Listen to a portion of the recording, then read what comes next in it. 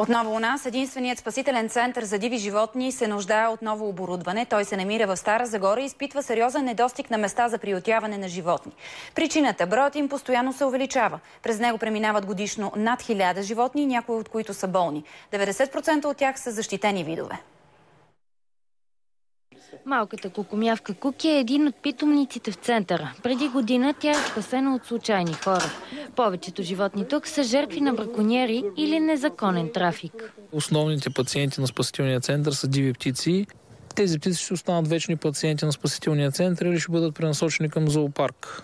Центърът съществува от 17 години и за този период през него са минали 5000 диви животни, които са имали нужда от лечение.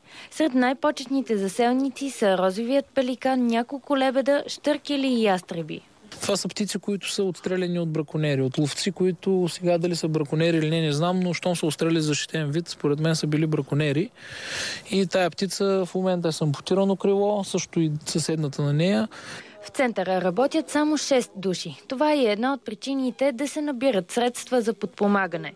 Ако искате да дарите и вие, може да изпратите SMS текст DMS Орел на кратък номер 17777.